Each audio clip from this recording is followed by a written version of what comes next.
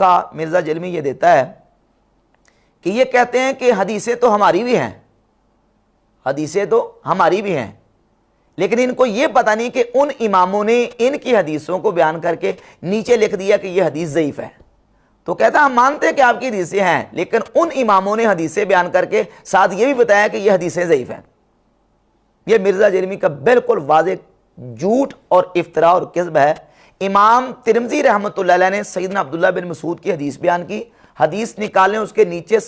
257 number حدیث کے نیچے لکھا ہے کہ حدیث ابن مسعود حدیث حسن،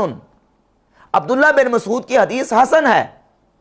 اور صرف حسن نہیں کہا، کہتے ہیں وَبِهِ يَقُولُ غَيْرُ وَاحِدٍ مِّنْ أَهْلِ الْعِلْمِ مِنْ أَصْحَابِ النَّبِي صلی اللہ علیہ وسلم وَالتَّابِعِينَ۔ اسی حدیث کے مطابق حضور کے اہل علم صحابہ کا عمل ہے، اہل علم تابعین کا عمل ہے، سفیان ثوری رحمۃ اللہ کا عمل ہے، اہل کوفہ کا عمل ہے۔ اور مرزا کس قدر دجل اور جھوٹ سے کام لیتا ہے، کہتا ہے ان ائمہ نے نیچے لکھ دیا کہ یہ حدیث ضعیف۔ اور جامع ترمذی ناصر الدین البانی کی تحقیم کے ساتھ اٹھا کر دیکھ لیں، ناصر الدین البانی نے اس حدیث کو صحیح قرار دیا۔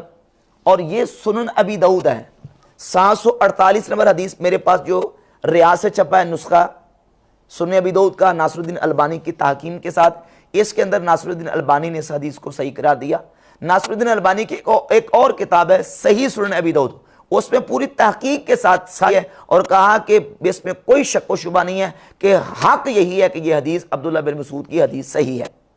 اس کے علاوہ سنن ابی داؤد کی تحقیم کے علاوہ سنن نسائی کی تحقیم میں بھی ناصر الدین البانی نے اس حدیث کو صحیح قرار دیا۔ تو بحمد تعالیٰ یہ حدیث بالکل ائمہ محدثین اور فقہاء کے نزدیک صحیح ہے، اور اسی کے مطابق امام ابو حنیفہ کا اور امام مالک کا اور دیگر جو ہے وہ امت کے تابعین کا عمل ہے۔